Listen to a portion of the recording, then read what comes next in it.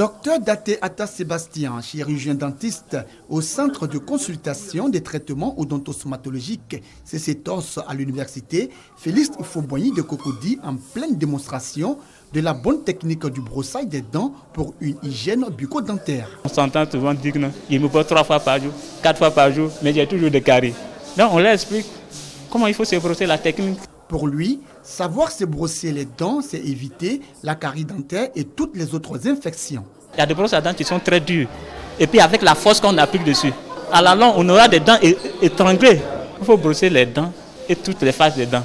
Secteur par secteur. Quand on se brosse, il y a du sang. Normalement, il faut voir un dentiste. C'est un signe d'appel. La démonstration du brossage des dents par les chirurgiens dentistes a été suivie avec beaucoup d'intérêt par les patients. Je savais qu'on se brossait 3 fois par jour, mais je ne savais pas que le matin c'était après le repas. On nous dit aussi pour se brosser les dents, il faut du haut vers le bas. On nous a dit qu'il ne faut pas manger des chewing-gums tous les jours pour éviter les caries. Cette séance de démonstration du brossage des dents, qui est à sa 2e édition, se tient à l'occasion de la journée porte ouverte initiée par le Centre de consultation et de traitement odontostomatologique de l'université Félix Houphouët-Boigny de Cocody.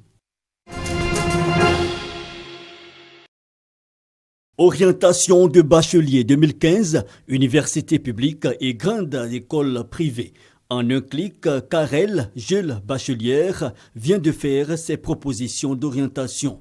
Le temps de tirer l'affiche, c'est la satisfaction. Je suis satisfaite, je suis heureuse, je suis contente. Un jour de plus et la jeune fille ne serait pas étudiante cette année. Lancée le 13 octobre dernier, cette opération de proposition d'orientation a pris fin ce mercredi 4 novembre. Satisfaction pour la tutelle, le ministère de l'Enseignement supérieur et de la Recherche scientifique. Ils étaient 81 594 nouveaux bacheliers concernés. Tous ne seront pas forcément orientés selon la filière de leur choix. Il y a des capacités de la personne, c'est attesté par les résultats. Et c'est sur cette base des résultats, avec les critères que les universités et grandes écoles donnent pour chaque filière, qu'on oriente les personnes. Moi, par exemple, je peux dire à mon père que je vais être pilote d'avion. Et puis, je suis en A1. Ça ne peut pas marcher. Parce qu'il faut au moins les critères de bac C et bac E, en maths, avoir des moyennes assez élevées pour pouvoir prendre cette filière. Donc, il faut envoyer... Le bonheur se trouve partout, pourvu qu'on sache prendre le chemin qui y mène. Notons-le, les résultats de ces préinscriptions 2015 seront disponibles en début de semaine prochaine. À quoi servirait la croissance économique que connaissent les pays africains ces dernières années si les ressources financières qui en découlent font l'objet d'une mauvaise gestion? C'est la problématique qui a réuni à Dakar, au Sénégal, les 17 pays africains francophones.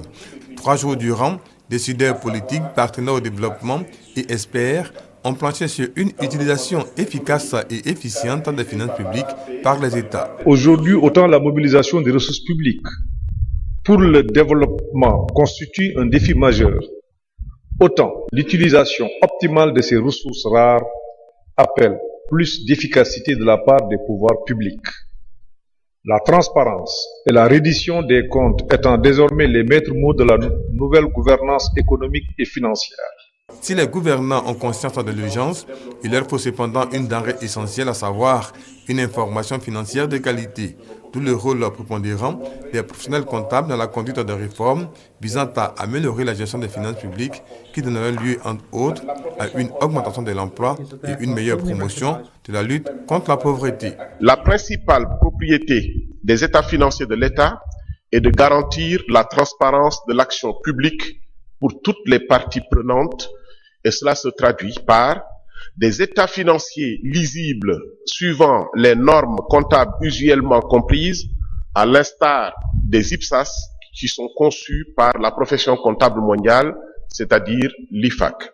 Sur la base de cette convergence de vues, les participants à la rencontre de Dakar ont lancé un appel à l'action pour l'application effective des réformes engagées en matière de gestion des finances publiques dans les pays francophones d'Afrique.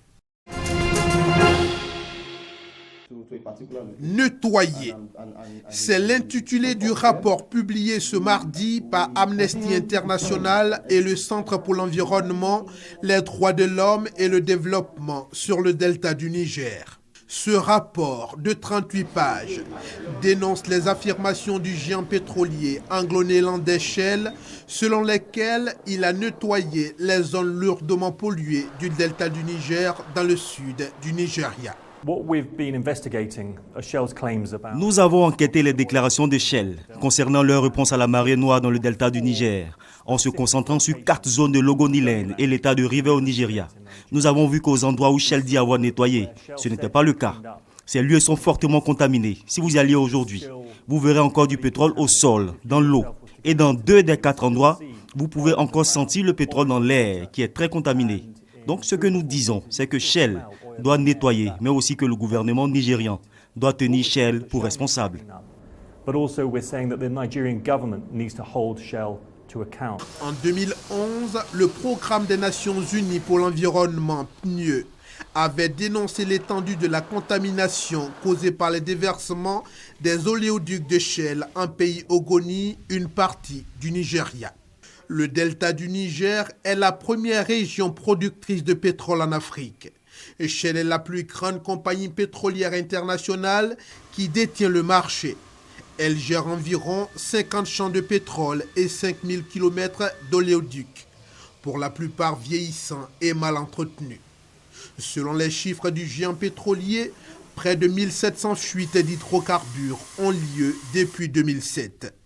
Des chiffres contestés par les autorités nigérianes, car pour elles, c'est beaucoup plus que cela. Ces caféiers donnent d'habitude les meilleurs grains de Colombie. Mais cette année, Raoul et les autres exploitants de la région de Nariño sont très inquiets pour leur culture. Les plantes ont pourtant fleuri et pourraient donner des grains très savoureux s'il pleuvait. On est sur le point de perdre la récolte de café. On va la perdre. Tous les agriculteurs sont désespérés. On est tous complètement désespérés. C'est le phénomène climatique El Niño qui menace la production. Il réchauffe les eaux de l'océan Pacifique et entraîne une diminution des pluies. Le déficit des précipitations atteint 60% dans cette région. Selon des experts, cette sécheresse serait aggravée cette année par le changement climatique et le pire serait encore à venir. Avant, il y avait des étés, mais ils n'étaient pas très longs. Maintenant, ils sont très longs. Ça fait déjà 6 mois que c'est l'été et ils prévoient 5 mois de plus. Ça va tuer les agriculteurs. Dans ce département des Andes colombiennes, les exploitations sont artisanales et les caféiculteurs se chargent de toutes les étapes de la production. Ils peinent parfois à récupérer ce qu'ils ont investi et sont de moins en moins nombreux à choisir cette culture. C'est ici, près de la plage d'Ostie, à Rome, que Pier Paolo Pasolini a été assassiné le 2 novembre 1975. Longtemps à l'abandon, ce terrain vague est devenu en 2005 un parc à la mémoire d'un des plus célèbres cinéastes, écrivains et poètes italiens du XXe siècle. Une des dernières personnes à l'avoir vu en vie, c'est Giuseppina Sardegna, propriétaire du restaurant dans lequel Pasolini avait ses habitudes. Mon mari est venu me dire « Giuseppina, peux-tu préparer des spaghettis à l'ail et l'huile ?»« Comment ça, il est déjà tard, il y a encore des gens qui veulent manger ?» « C'est Pasolini, m'a-t-il dit. On ne peut pas lui dire non. On prépare les spaghettis, on les lui amène. » Il était à cette table, Pasolini s'est assis de ce côté, et en face, il y avait un jeune qui s'appelait Pelosi. Pino Pelozzi, qui avait 17 ans à l'époque, sera arrêté quelques minutes après la mort de Pasolini au volant de la voiture du réalisateur, puis condamné à 9 ans et 7 mois de prison pour son meurtre. Le cinéaste aurait cherché un rapport sexuel que le jeune homme aurait refusé. Une homosexualité affichée et un discours anticonformiste qui ont fait de Pasolini un personnage dérangeant pour une grande partie de la société italienne d'après-guerre. Mais aujourd'hui, l'Italie redécouvre Pasolini. Cette pièce de théâtre chantée est l'un des nombreux événements organisés ces derniers jours par le gouvernement pour rendre hommage au réalisateur. 40 ans après, le souvenir est encore grand et le message est en train d'arriver aux jeunes générations. Et moi, en tant que ministre de la Culture, je dois demander en quelque sorte pardon, pas pour moi, mais pour mes prédécesseurs, pour les institutions qui n'ont pas compris Pasolini et qui l'ont même parfois mis à l'écart. Et c'est même le ministre de la Culture qui, avec un des acteurs fétiches de Pasolini, a donné le coup d'envoi d'un tournoi de football dédié aux réalisateurs qui avaient une passion pour ce sport. Pier Paolo était quelqu'un qui aimait la vie, qui aimait vivre. Mais il était très déçu de ce que le monde était en train de devenir. Et il disait qu'il n'y avait rien à faire, que c'était irréparable. Ce pays est devenu ce que Pasolini avait prévu il y a 40 ans. C'est devenu un pays méchant, un pays antipathique. Il nous l'avait dit avec son dernier film et ses derniers écrits. Il nous manque énormément. Et 40 ans après, beaucoup se demandent encore si sur cette plage d'Ostie, c'est le jeune Pelozzi, le seul auteur de l'assassinat de Pasolini.